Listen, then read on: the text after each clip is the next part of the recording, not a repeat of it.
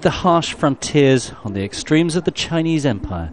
Out here, life is harsh. Few creature comforts for grandmother Shren Han, although things have just got a little bit better. After a lifetime with nothing but what nature provided, the house she shares with her son's family has just got electricity. Since we got electricity, I can read at night and watch TV and find out more about what's going on. And although they're still far from the national grid and mains electricity, the village is now using an energy resource with a limitless supply. Solar energy panels installed by the government and maintained by Shren's son Josh have now brought electricity to this remote outpost, and it's bringing big changes to the sleepy village of Tokai. Sitting on the side of the Karakoram highway that links China and Pakistan, the village shop has never been busier, although that isn't saying much out here. But the arrival of electrical power has been very good for business.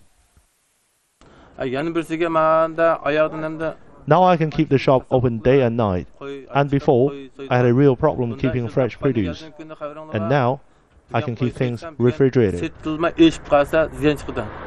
The demands of commerce, however, have not been kind to China's environment.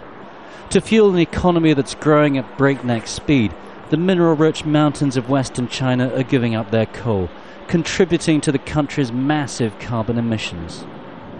In an attempt to address the problem, the Chinese government has committed itself to finding 10% of its energy from sustainable sources by the year 2010.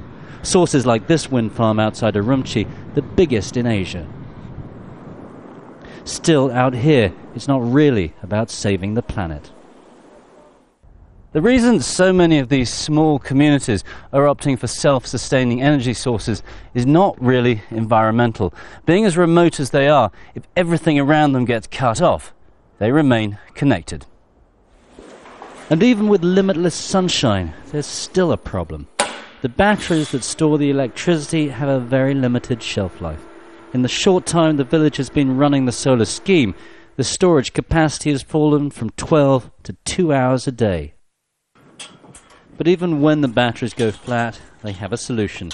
Each house has a personal solar panel from which they can get what they need, plugging directly into an energy source that's free and never runs out. That is, until the sun goes down. Tony Cheng, Al Jazeera, Tokai Village, Western China.